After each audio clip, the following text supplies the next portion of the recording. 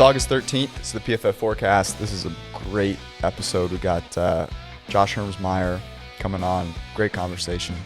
Talk about a couple of things at the top, but that's the reason I want to be here. So let's rock. I don't know what else to talk about here, really, because we could talk about the college football thing. It'll be old by tomorrow, so there's no reason to do that. Maybe the only thing to really talk about is our Cowboys forming a bubble. Yeah, well, I mean, look, like we have to. The NFL's done a tremendous job. It looks like. I mean, you're caping for the league now.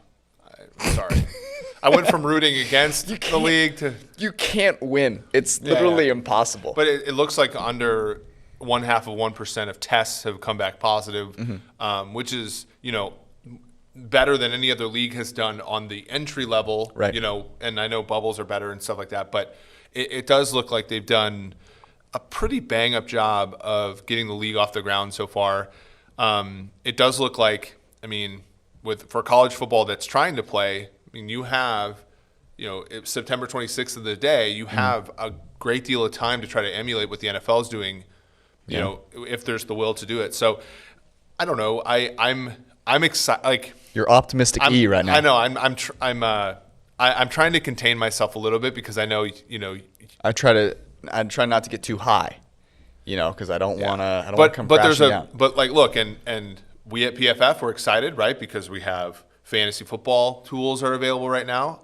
I know fantasies drafts have been later this year, but you'll be prepared for that if you go get yourself an elite subscription. We have player props and Green Line coming up pretty soon here, so there's just a lot of stuff that it's getting a late start, but football's about to be played. So, well, I'm optimistic as well today. I'm coming in riding high. I got a good night's sleep last night. Yeah. So I'm feeling. Notice peppy. Also that baseball's still playing. No one cares. We just finished the interview with Josh, and Josh is awesome. So I'm in a good mood. But I have not been this optimistic about NFL football happening since the quarantine started. Have you ever gotten? So you remember when you were in school and you were writing proofs, right? Mm-hmm. I tried to forget. But so there's I remember. The Bolzano-Weierstrass theorem is like this extreme. All five people just hit next. Like this is a big ass proof that takes from a lot of different areas. Yep. And you see that on a test and you're like, oh shit, like this is going to take a lot of work and it's from many disparate areas. And then you got a theorem like the mean value theorem. And you're thinking to yourself, this isn't a trivial problem, but it's well contained. The NFL feels like the mean value theorem right now. Yes, I'm glad you really put it into simple terms for everyone out there. Thank you. No, but I think it's a credit to the players, honestly, and that's why I'm excited about the Cowboys. The owners could have done whatever they wanted, but it had to come down to the players making some smart decisions, and that is exciting to me. I've never been more excited about the group of young quarterbacks that are leading the league. And I think this is really indicative of like the player empowerment era, which isn't often it's like, oh, that means players are being greedy and wanting more money. No, it's about them like taking charge and actually taking ownership of this league, which is their league. They're the reason we watch it. I don't think the players' collective worldview has ever been more sharp. And that's a good thing. Speaking of sharp, we have a bit of news today that I think is under the radar, but deserves a little bit of our attention. Sean McDermott of the Buffalo Bills got a 6-year contract extension. I wrote an article that's going out tomorrow or Thursday about teams that gained the most points on fourth down last year. The Bills were third. The Bills have won 9 games, 6 games, and 10 games. The collective PFF WAR of their team was 7.5 wins, 4.5 wins, and then last year was 7.5 wins. He has Josh Allen as his quarterback, which is true. Which will be limiting, I think, for a while. But I don't know if there's a coach that's gotten more out of less in 3 years than Sean McDermott. So this is one of those contract extensions where you're just happy for the guy because he's done a great job, and I don't think that he gets enough attention. I would agree. I'm a big Sean McDermott fan, and the main reason is that in Indianapolis, we bonded over taking the gym seriously. Oh yeah. So that's my big win. I agree. I mean, obviously, fourth down aggressiveness is the way to my heart, as you know. Building the defense from the secondary to the D line. But here's the thing that strikes me about the Buffalo Bills and what Sean McDermott has done there. There's no bullshit. Yeah. There isn't, and that I think is a really cool thing about the culture. They that even had missteps there, and they've recovered. In 2017, they traded Sammy Watkins to the Rams. They traded Ronald Darby to the Eagles, and everybody they looked like a team that was going to tank. And then in that season, they played Peterman over Tyrod Taylor. He throws 5 picks, and they lose a big game to the Chargers. That's hilarious. They still make the playoffs. They have to, because they're still a quarterback away. They have to trade. They trade Cordy Glenn to the Bengals, and then they have to basically trade up to get Allen and then Tremaine Edmonds, which I think is not tanking when you were tanking, and then having to trade up, and then getting a quarterback who's as limited as Allen, and still coming sort of out of it as a team that I think is a co-favorite for the AFC East. Even and I wrote this in the McDermott piece that I just filed. They've set themselves up where the worst outcome is that Allen stinks and they can restart with a really good coach and a really good defense. And the best outcome is Allen defies all of our predictions and is great. And I'm pretty bullish on Buffalo. Maybe not for this year, but I think overall as a franchise, which the league's just better when Buffalo's good. I'd agree.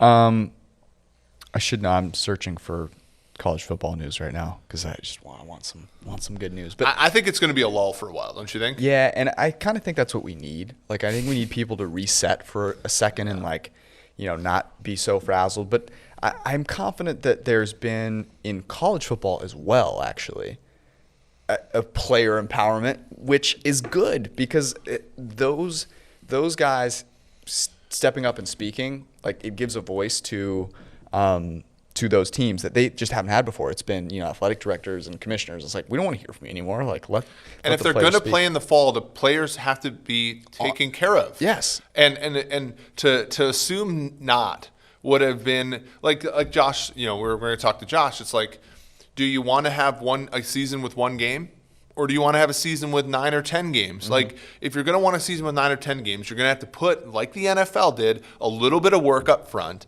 And the players are going to have to take this seriously. And we've seen on Twitter that players really want to play. And as somebody who played and who wasn't very good, I had no chance to play in the NFL. I was grinding out 30 snaps a game as an H, okay? If they would have told me, look, you got to stay in your dorm just to play, I would have done it. And I think a decent number of these players will. But the protocols have to be consistent. They have to make sense. You can't roll your eyes at this stuff. Yeah. And I think that what the NCAA has done for the conferences that are continuing to play is give themselves time. Yep. Good news is that we've got a really sweet college product Yep. that we're going to release very, very soon. If you're listening to this on a Thursday, very, very soon. And it's going to be awesome. And it will make the college season a little bit better. So stay tuned for that. We've got Josh Hermsmeyer. He wrote a great piece on 538 looking at separation for receivers. He trained some models that did a really nice job of contextualizing it, looking at separation over expectation. So we're going to talk to him about that. We're going to talk to him about a few other things. There may be some food and some beverage talk. I can't confirm nor deny. So here's Josh Hermsmeyer. Returning in glory, not wearing a Jabril Peppers jersey, but nonetheless carrying the torch. Our good friend, Frisco Josh Hermsmeyer. Josh, what's up, buddy? Guys, I'm doing good. Not as good as you guys in your swank new studio. My goodness. I tell you, you're big timing me now. I'm feeling small. I'm feeling insignificant. Be gentle. It's okay. All it takes is an IPA and a real nice smoked brisket, tweeted out, of course, and you'll feel right back on top of the world. Well, I'm good for the tweeting at least. I'm so bad at reading Josh that the first time we hung out, he actually ordered an IPA, and I didn't know if it was a joke. And it's no, I actually like those. And I'm like, what? Oh man, I'm excited to talk about a lot of things, but we've got to start with the article that you just wrote on 538.com. If for some reason you don't know, that's where you can find Josh's writing. That's where you can find it. And this is about separation. But I want to ask, was there a hidden agenda? What was the real reason that you wanted to write about this? Because I don't believe that it was just some, pure study of something interesting. There was some receiver that you were trying to shame, and I want to know who it was. No. I look. I actually was motivated by the guy I framed the piece with, which was Michael Thomas. I expected I kind of believed the film guys. I kind of believed that maybe he was overrated and like a product of that system. Because let's face it, look, I mean, you have, Drew Brees, the most completions, the most passing yards, the most touchdowns in history, in NFL history, throwing to him, accuracy for days. And then you got Sean Payton. Some people believe maybe, a little overhyped as a head coach. I love him. I think he's a real one. So I was ready to give them all the credit, right? And but didn't quite turn out that way. So no, there was no hidden agenda. I was playing it straight. Why? What are you getting at? What are you getting at here? I don't know. My initial thought whenever I see you write an article about receivers is that you're either going to slander Julio in some backhanded around the which you kind of did 360 way, which I want to talk about because I think you kind of did. There was a lot of Jarvis Landry assassination going on, and it actually leads me to my first question, which is using expected points added per play. And I don't like to get too into the weeds here, but I think this is a really interesting conversation because it's one thing to use it with quarterbacks, and on a per dropback basis, because it is a team stat inherently. How did you feel using that for receivers? Because I think you wrote basically like Jarvis Landry's short targets were not as advantageous or whatever it is for his team compared to Michael Thomas's. And my immediate reaction was, well, yeah, have you seen the teams that Jarvis Landry is playing for? So I don't know. What were your thoughts on that in terms of using it in the piece, but just overall in general for talking about players specifically? Yeah, I think it's all caught up, like you say. But in the analysis I was doing, I did my best to try and control for as many confounders as possible to try and get it to a point where we could say, especially for SOE, separation over expected, that, as much as we can, we're talking about what the receiver did. And then in terms of the value, I'm just talking about the play itself. Like when I'm using EPA as a measure of value, I'm not saying give the wide receiver credit. I'm saying the team on that play when he was targeted did this. And unfortunately for Landry, man, I've been I've caped up for Landry for years and years now, and I think the shade he gets is a little overdone. But one of the major criticisms of him is that on his short area targets, he's nothing more than a running back. And I always argued, well, look, it's all incremental. At least we're passing here. We're not running into the teeth of a 8-man box. We're at least passing and have the ability to stretch this into a larger play. But it appears that with Landry, your point expectation is actually lower than running the ball, and that was a little shocking to me. I don't know why I hadn't looked at that before. That kind of threw me for a loop. Do you think, though, that part of the issue, and you alluded to this, is Landry's playing in a play where maybe he's the third or fourth option, where the sort of distribution of outcomes is fatter at the tail? Because, once you hand the ball to the running back, only so many things can happen. When you drop back to pass, the space of things that can happen are higher. You dump it off to Landry, yeah, that's a bad outcome. But maybe, I think it's one thing to intentionally get the ball to Landry and another thing to have him be a third or fourth option, right? Don't you think it? I think that's completely fair, but it's also the case that he was absolutely used that way in Miami. Yeah. I mean, he was a focal point of their offense short. It changed when he went to Cleveland. His short targets dropped by almost 50%. So I do think there was some intent behind those targets, particularly in Miami. And I suspect that he wasn't just an outlet receiver or a third read in a progression. Maybe you guys have better data on this than me. But I suspect that there was a little bit of that still happening in Cleveland even. Interesting. There's a lot of things happening in Cleveland. And if we started talking about them, we'd be here for Be here till the season starts. Yeah, I was, when I looked at this article, I was just, I thought that it was a really interesting, when you're talking about kind of, your reasoning for a lot of things. I thought it was a great example of when you're modeling something, how you have to lay bare your assumptions. When you were talking about sort of when to look at separation, it was clear that there wasn't a perfect answer, right? I mean, because there are circumstances where, I think of like Jim McMahon back in the day where he would throw, he had a terrible arm, so he'd throw when the guy was like halfway through his break. Montana was a similar one, but then you have other players like Favre who would throw literally, like would not anticipate, would just throw, and he had such a rocket that it wouldn't matter. And so you made the choices that you made. Can you just sort of expand upon sort of one of the reasons why and where you could see possibly, it's just some issues based upon that? Yeah, there's certainly issues, and I've tried to. Look, I made my choices, so I believe in them, but I also want to be very open about the idea that this is just one way of looking at the problem, because there are smart people I respect, friends of mine who work for teams, who looked at it the other way. And I just made a different decision. I think it's the right one, as I discussed in the article. But, the basic pivot point is whether you decide to look at separation at the moment the quarterback makes his decision to actually target the receiver, or when the ball arrives. And the problem with the target separation is that first of all, you punish quarterback wide receiver pairs with great chemistry, as you alluded to, or quarterbacks who throw with great anticipation. And I think that is more egregious, perhaps, than the type of bias that you introduce by only looking at the catch point. And I think, there are some receivers who do get punished for this. I don't know how much, though. And the reason why I say that is, if you're a big body guy who's boxing someone out, you probably had low separation at the target point too. So it's not like, and in fact, that tends to be the case. So when you look at the distribution of the difference between separation at the release of the football, and at the catch point, it's perfectly symmetrical.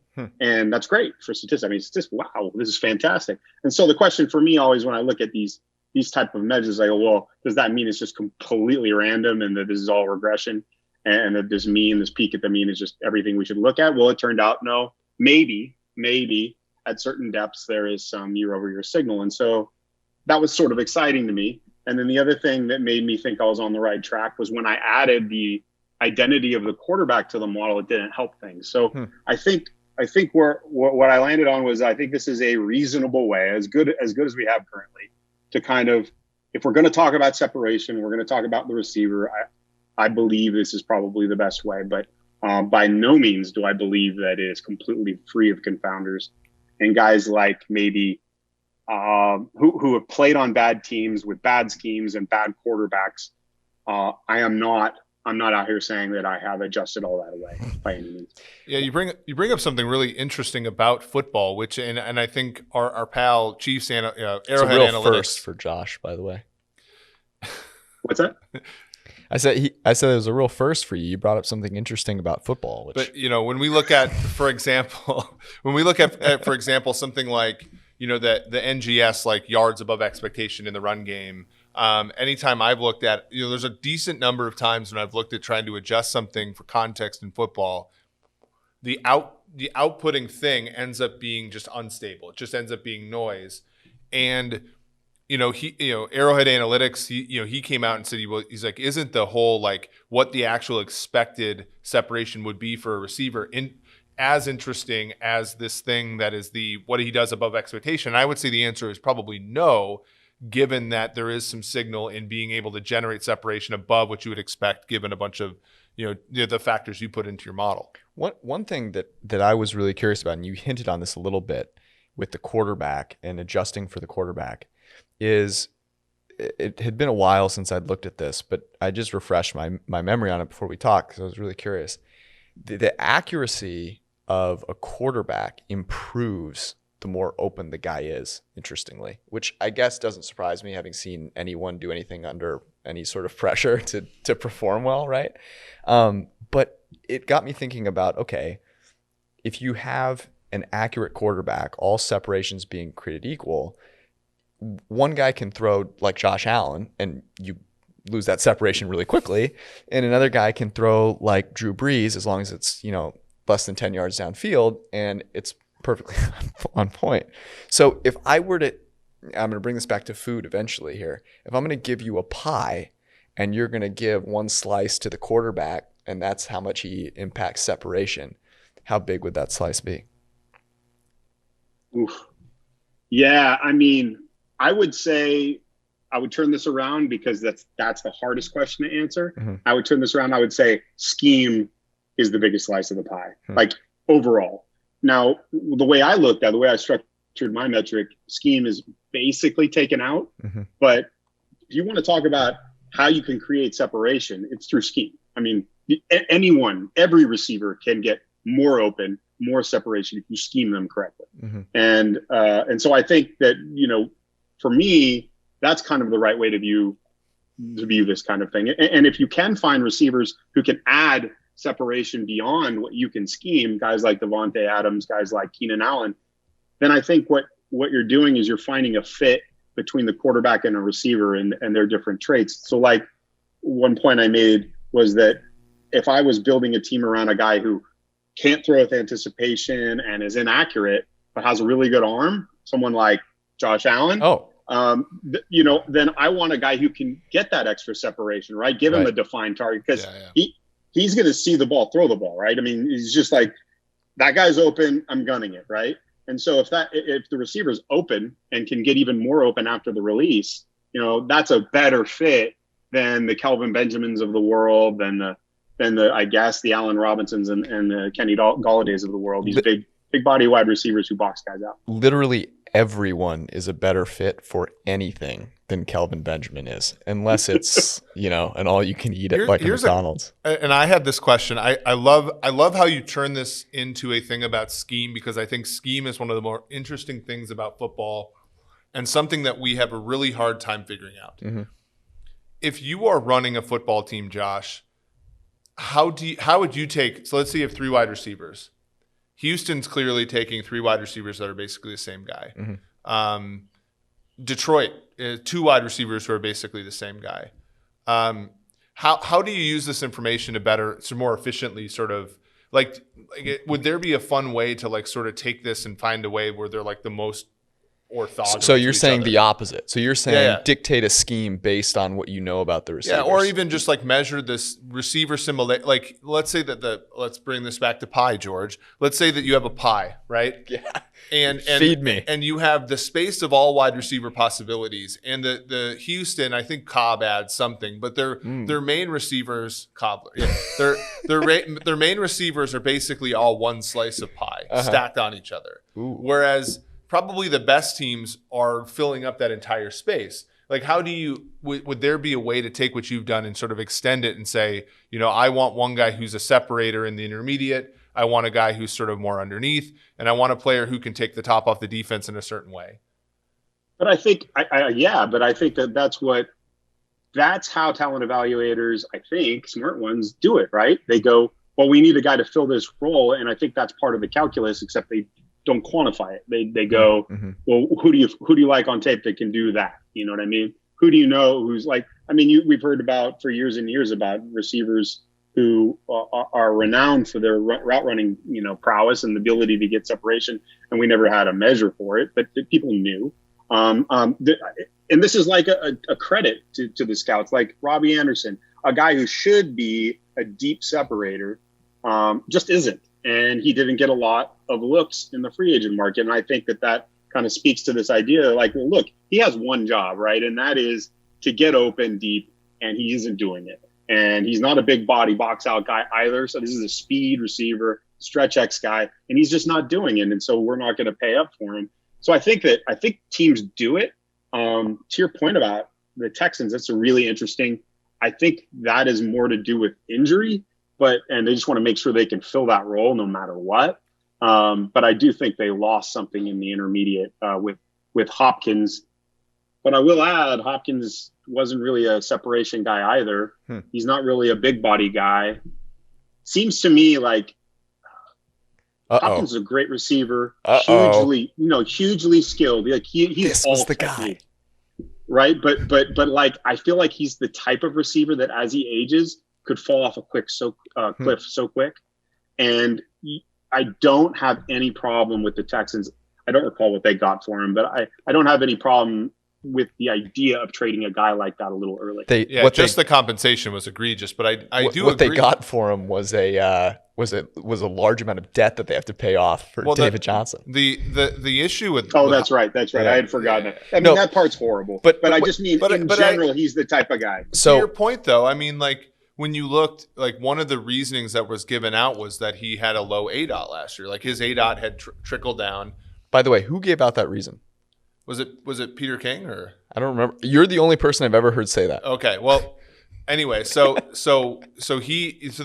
was, and you think about this and you're like, well, but their goal last season was clearly to get the ball out of Watson's hand more quickly, which means obviously shorter passes are generally the case unless you can get guys that get downfield faster. Right. And so I wonder if they're not blaming Hopkins for something that's not his fault. It's a really interesting point, and I also think of it from this standpoint, which is the old Matt Stafford, Calvin Johnson thing, which is like you lock onto this guy, and so I'm going to miss, guys that have separated that I should be throwing the ball to in lieu of waiting for DeAndre Hopkins, and then I'm 3.5 seconds against the Ravens. You've been sacked 5 times already, but in other games, Deshaun Watson makes that work, and it's one of the reasons why I'm really curious to watch these guys play. But it brings up another point, which is something that you looked at targeted plays, Josh, for these, obviously. And in preparing for Kansas City, Houston, which is, opening night, obviously, trying to think about what DeAndre Hopkins brought to that team when he wasn't targeted. And the idea of the gravity that he has when running a route, say, across the field, right? And if your scheme is good, you're leveraging that a ton. And it makes me wonder about, defenses scheming against separation for players they know are really good. So if you're DeAndre Hopkins, you're just naturally in a worse position to generate separation because every time you run a horizontal lead across the field, the safety's coming down, and then Will Fuller's streaking downfield. So that's a great point. It's a great point, and I bet that explains a lot of Julio. I bet it explains a lot of Nuke. But at the same time, there are guys who are the focal point of their passing offense that are able to still get open. So interesting. Who was? But the one thing I wanted to just touch on, and maybe this is too tangential, but I mean, I think the skeleton key for analytics is going to be, and I don't know if we can ever reach this, but I think this is the way to think about it, is when we can either know or guess. This takes a ton of domain knowledge. What the defensive rules were on a play, and then of course what the route progression was for the offense. So nothing at all, right? Really easy stuff. But if we knew those things, then we could make that determination about gravity. We could make that determination about the importance of guys who weren't targeted and the value of routes, maybe like Sammy Watkins that are run that take the top off the defense. Thank you. We could put a number on that stuff. But that is so far away from what we're able to do right now. I don't know. Maybe you guys are closer. So but I was about to say I actually think we're further along. Like I don't think we're that far off now from getting exactly what you said, which is knowing the exact rules and the exact progression. Yeah, okay. But what about getting 80% of the way there? What about saying, hey, we know the routes that are run on this play. We know who this play caller is, and we can measure how much of the field they control. We can, there's stuff like probability of targeting that, this route at this time. Like, I actually think that it wouldn't be surprising to me if next year we're having this conversation and we're talking about separation over expectation with scheme included. It wouldn't. Yeah. Yeah, and I always thought that was when you were talking about this earlier, Josh, was always that was the thing that I was thinking about was my only thing where it's like, gosh, it'd be nice if we could actually measure this better, which is the gravity of the player. Mm-hmm. But that, I mean, what's so cool is obviously we've had you on a number of times, and last year at this time, we're not even this, we're so much further along, just from the work you've done and some of the work we've done. In understanding this, I'm pretty excited to think about what our understanding of the passing game will be next year. I thought you were going to say pretty excited about the pie. I don't think about despite my stature, I don't think about food as much as you do, Josh. This is one of the latest times we recorded, and I have yet to eat dinner, and so it's obviously top of mind. Josh, who was the receiver that you came away maybe most surprised by how impressed you were with them just after doing this research, or maybe you were expecting it but you were still like, wow, this guy is impressive? Yeah, definitely Davante Adams. The guy is consistently amazing at, after the ball's released, just increasing the distance from him from the nearest defender. I think that defined open routes like that should make Aaron Rodgers' job much, much easier. And I think we see that he trusts him. Mm-hmm. But my God, why aren't his numbers better? Like, why isn't Rodgers just lighting the world on fire with a guy like that he can always rely on being really, really open, or that his chemistry is so good with him, he can trust he'll be where he's supposed to be and launch the ball with that confidence and with great anticipation. So Rodgers' last 5 years is just an absolute mystery to me. Well, and especially Davante Adams. Can I like kind of split the difference here with our friend Ben as well? Because Adams was a rookie in 2014. The last year Rodgers was good. Jesus. And he had such a hard time trusting Adams to the point he was the third receiver behind Cobb and I believe it was Nelson. Yeah, you would have thought he was a family member. Yeah.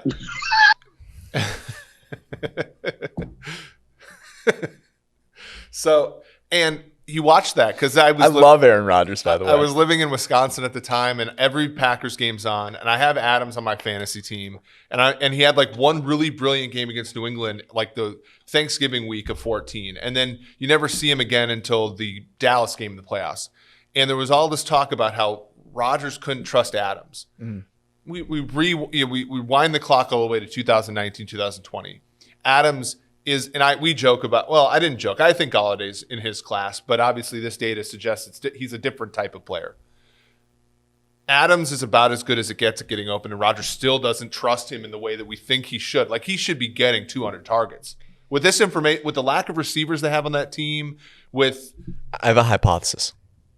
Do you want to hear my hypothesis? Aaron Rodgers is a man after my own heart, as evidenced by his recent interview where he talked about drinking tequila. And I think he likes the challenge. I think part of Aaron Rodgers is like, it can't be too easy for me. Yeah. I can't run play action 40% of the time because then people will think I'm Jimmy Garoppolo or Ryan Tannehill, and I'm not. Look, I can't dump it off. I'm Aaron fucking Rodgers. I can't dump it off of the back and get to 3rd and 6. I need 3rd and 10. Throw the ball out of bounds. I mean, people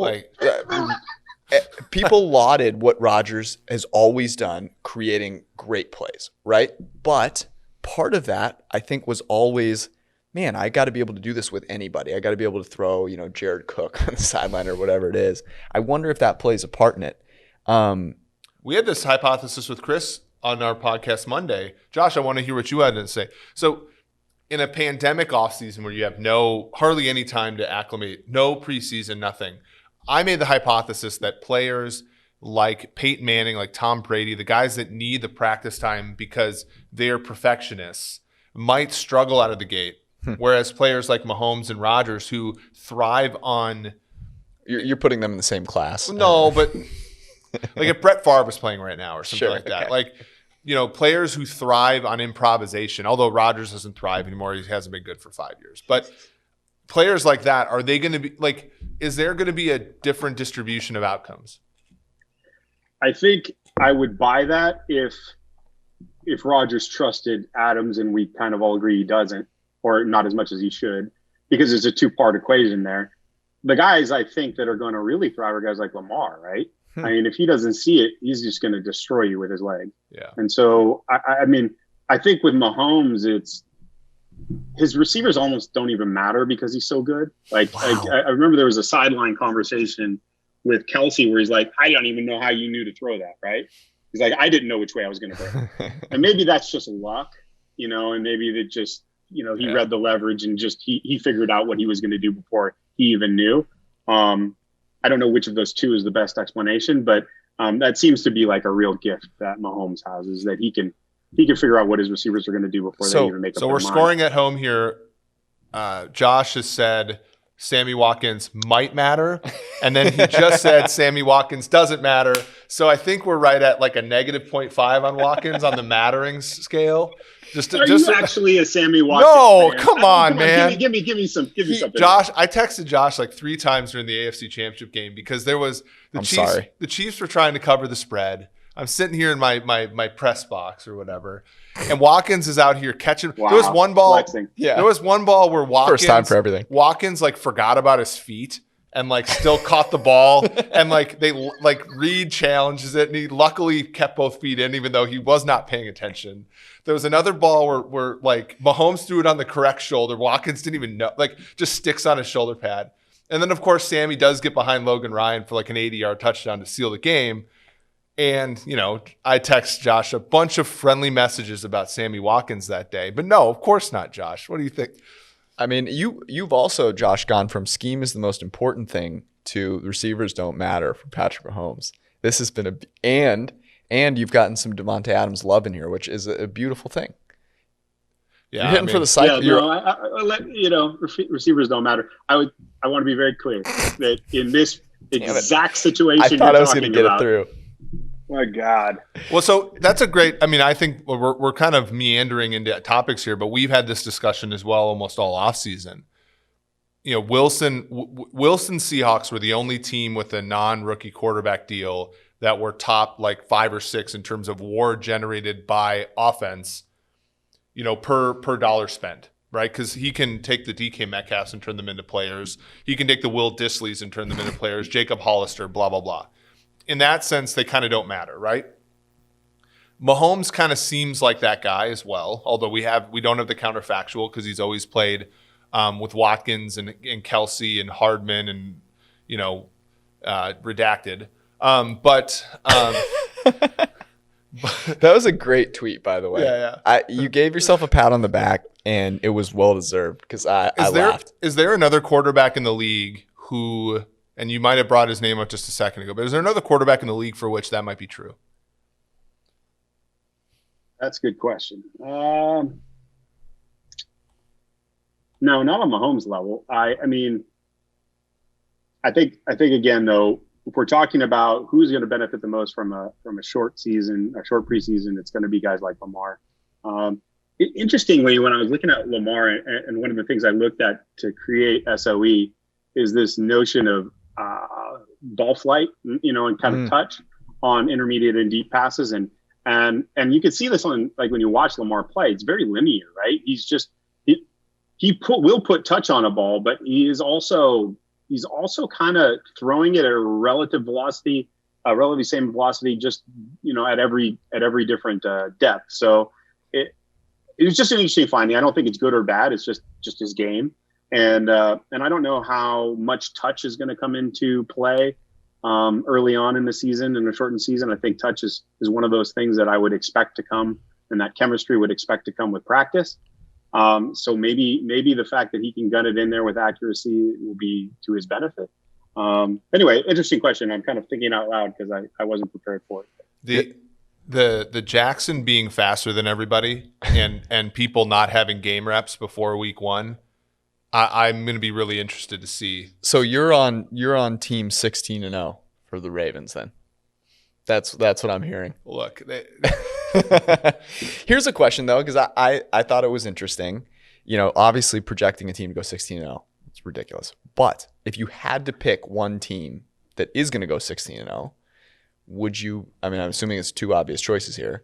Would you take the Chiefs or the Ravens? This is tough. I mean, I wouldn't do either, obviously. The problem with Baltimore is they're bound for regression in some of the most important stats. Mm-hmm. And that has to do with scoring. And then on top of it, the league can catch up to certain scheme things that they do. And I think both of those things together, I mean, they're not going to take anyone by surprise with their scheme this coming year. And Lamar is still Lamar. So they're still going to be good. But I think there are aspects of last year that it would be insane to think will repeat. So, like seeing a small dip in wins and points scored and things like that, I think is likely. Whereas last year, the Chiefs actually had that occur. Mahomes did have regression in some of his most important stats, and they still won the Super Bowl. So I think that's as far as I'll go with it, just because I'm a big Baltimore fan. Yeah. And I don't want to say anything more about who I think will win. I would say it's a coin flip between the two of them about who is the favorite for the Super Bowl. But in terms of who might go undefeated, I think you gotta give the edge to. What I was going to say was, if you go undefeated, that means there are 3 games every year where you're down and you're dead and you're out and you come back. Right. And I mean, like, I love Lamar Jackson as much as anybody, but Patrick Mahomes literally rose from the dead twice in the playoffs.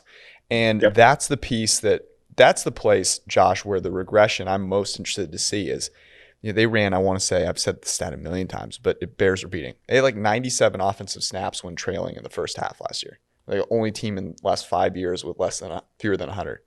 So, just a little bit more time playing when you are trailing in a disadvantageous situation, it's going to be fascinating, because if you, like you said, if he can improve some of that touch component, he can become a better passer. I mean, made a big jump already.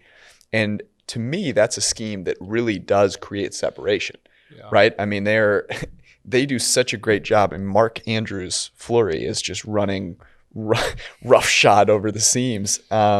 It's going to be fascinating. They had the 28th most WAR by wide receivers a season ago, and the number 1 WAR generated by tight ends, fullbacks.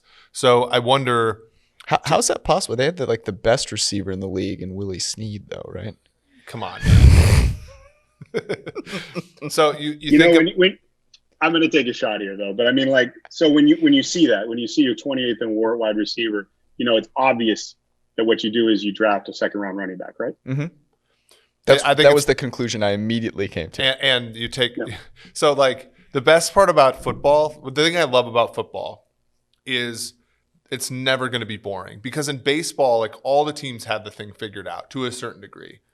And in football, I thought we were just talking about sports here, but the 2 best teams in football went running back, linebacker with their first 2 picks in April.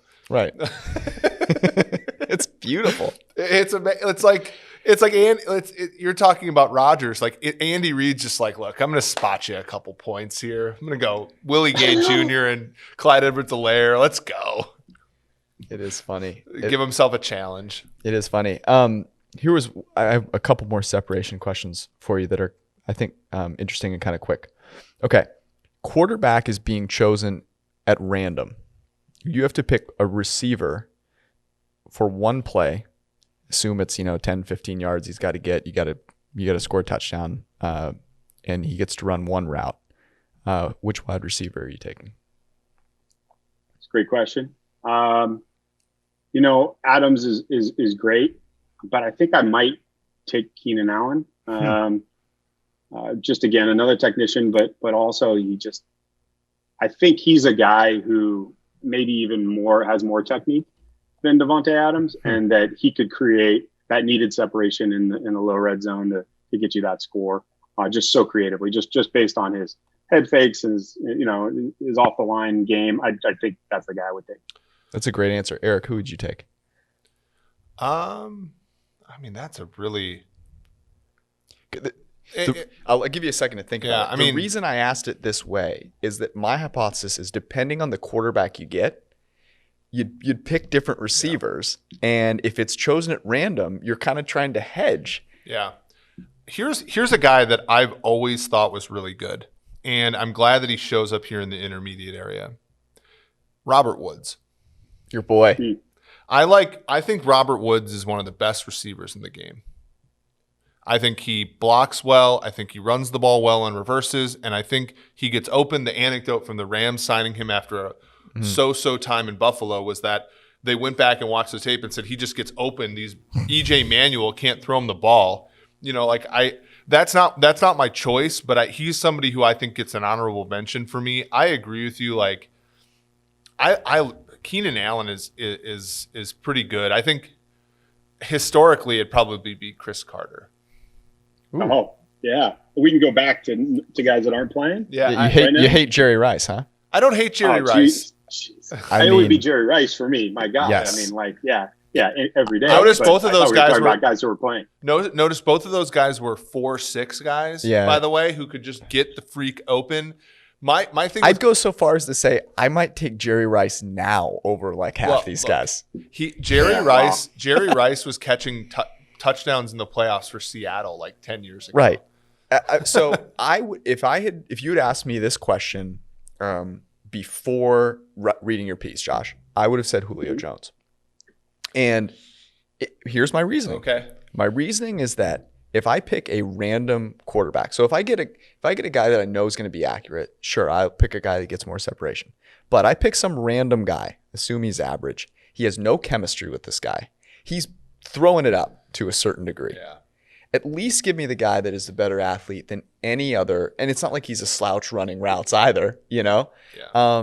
So where did you land after doing this research on Julio Jones, who you notoriously hate because he can't score touchdowns? Your thoughts?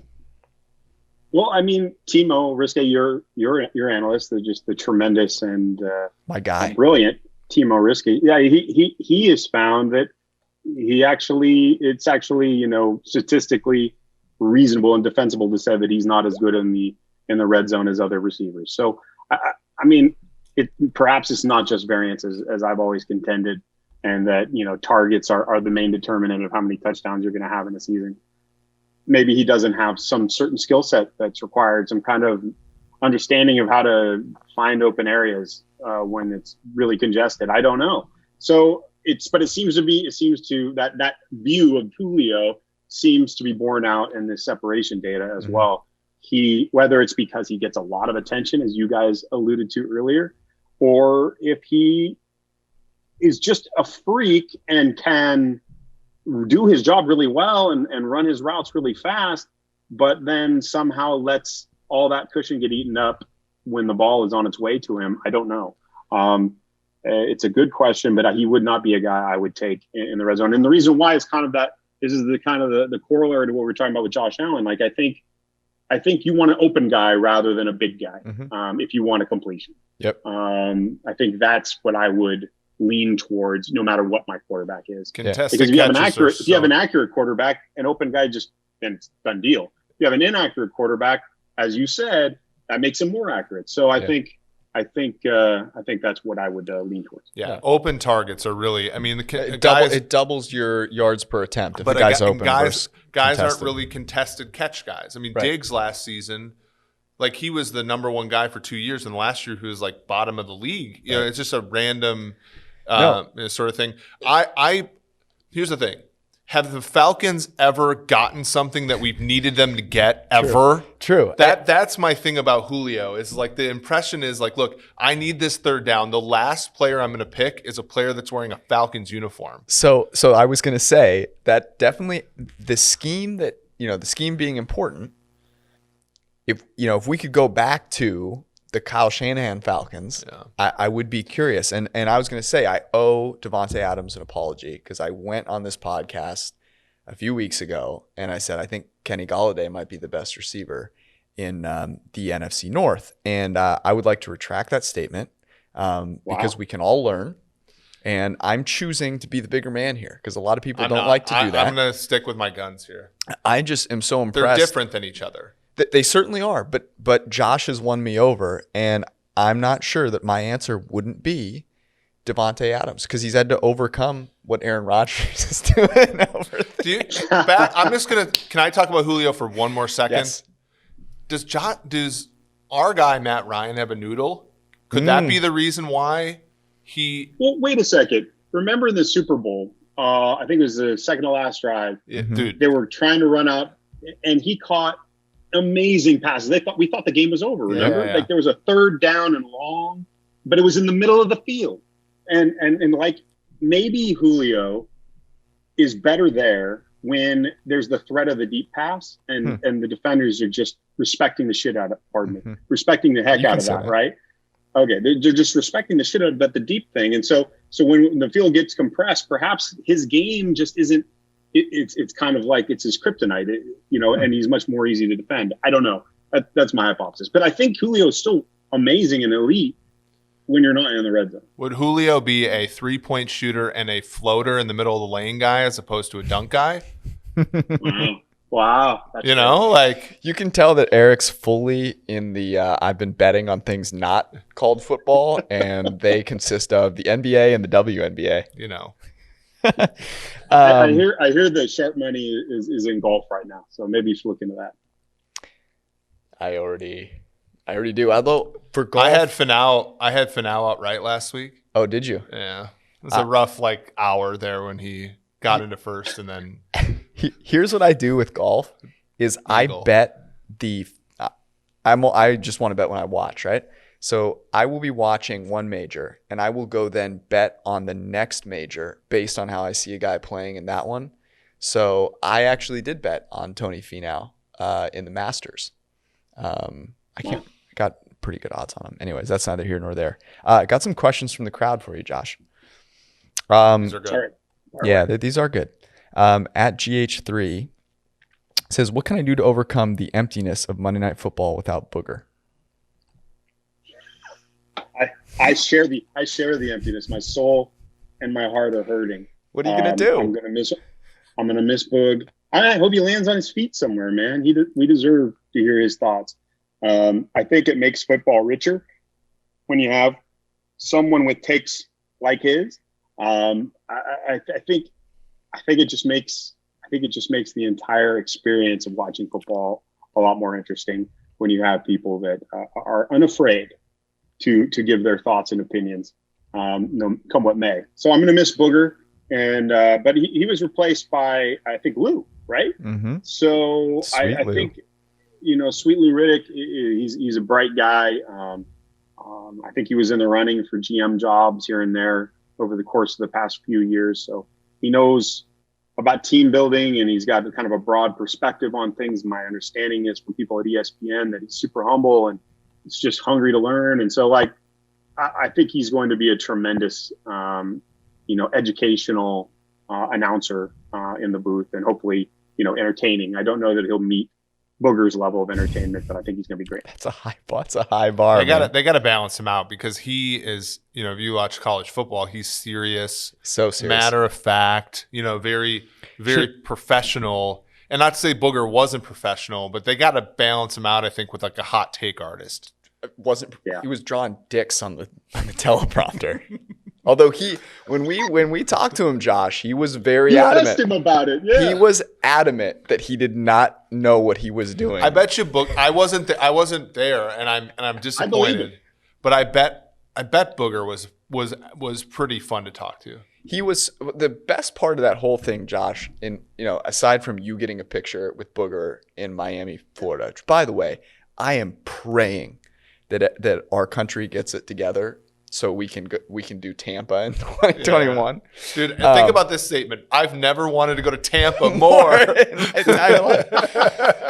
But we are trying to hang out with Booger, and he gives us a call at the worst time possible, rush hour in Miami.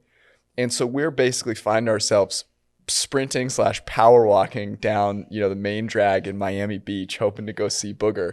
We get into the hotel, and clearly all of ESPN is staying there. And we've got, a camera. We've got Steve Palazzolo, big Andre the Giant's there. We've got just Josh knocking over tables. Right. Josh is inspecting things he's pulling a bank heist. And I'm sweating profusely. And they're trying to kick us out. Who are you here to see? We're here to see Booger. Oh, really? Yeah, sure. And Booger comes down, and he was super generous, but he was not having it with my. So you kind of did that to be funny, right? No, he wasn't having it. No, yeah, I believe him. I believed him when he said he didn't mean to, because you're exactly right. He was almost offended, morally. He's I wouldn't draw a dick. Yeah. But yeah, no, that was a fun moment with. I think I went in there and I made a beeline to the bar, and I ordered a really stiff drink because I was really nervous to meet my I don't know, my foil, Booger. Yep. So yeah, thanks for making that happen. We've always had, I think, very, very good times when we've met people we're a little questionable about, people that we've given a hard time with on Twitter.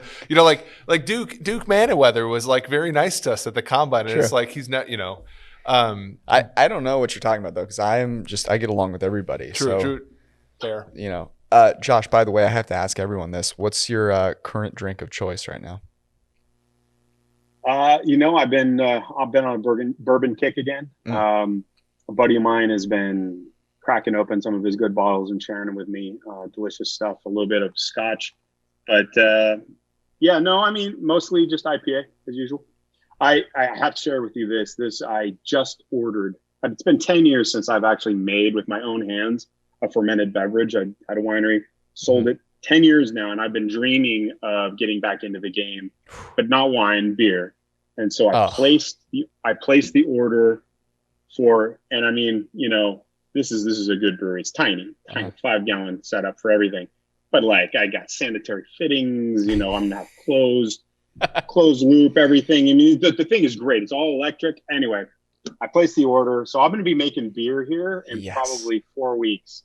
And I couldn't be more excited. I think the first one I'm going to do is a clone. I don't know if you guys have ever had Treehouse's Orange Julius, I think is what they call it. Yes. The Julius clone, Julius IPA.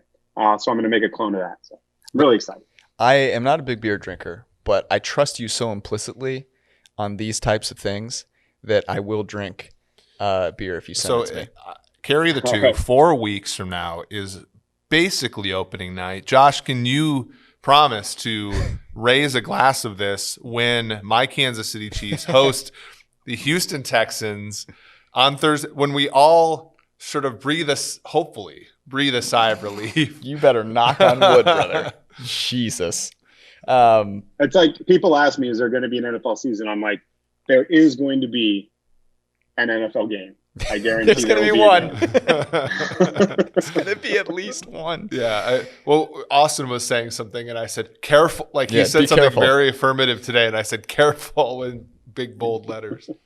Approximately, this is another question. Approximately how many large pieces of meat have you smoked this summer? So I actually had a 20-pound round, and so like I chopped it up into 5-pound pieces. So I think that counts as 4. It does. And then I did a brisket, so that's 5. So I would say just under 10 all told. Wow, very nice. What's your favorite? Brisket? What's my favorite? Yeah, my favorite meat. Yeah, to smoke. I mean, it's got to be the ribs. Be the ribs.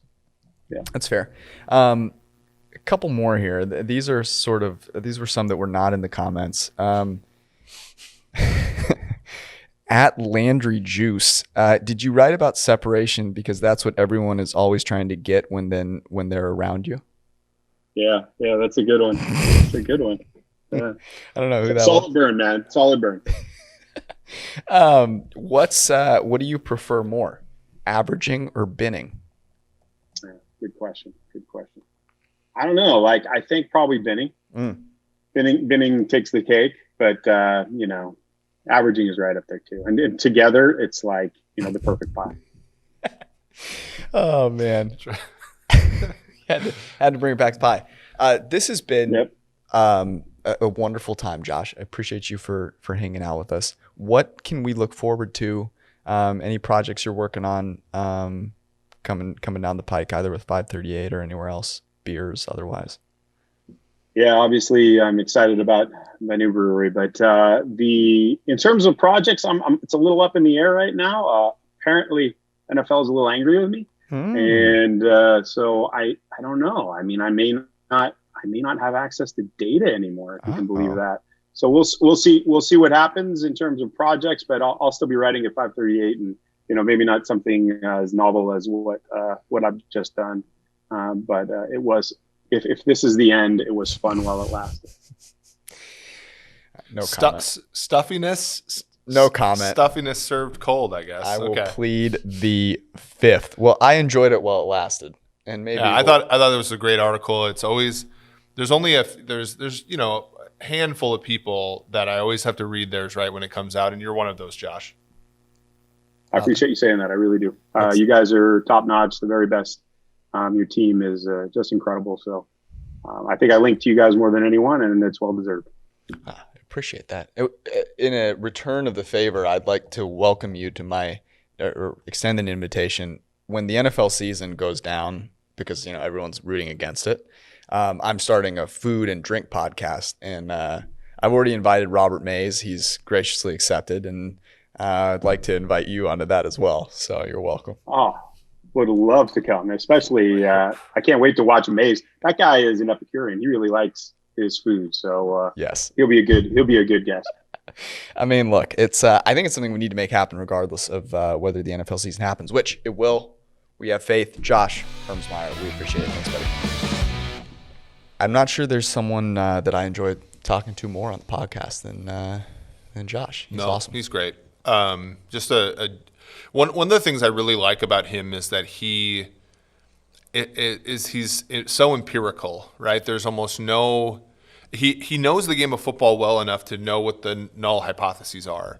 But I've always struck him, even before we became friends, as somebody who lets empiricism drive him, and to a point where, and again, we had this draft a couple months ago, but he took a very data-driven approach to drafting Jabril Peppers, and all of us think, our null hypothesis is that Jabril Peppers is meh, he's just a player, and I think there's probably some reasoning behind Josh's move there, and he didn't care at all what we would think about him. And, I kind of like that, even if it's something where, Peppers might suck.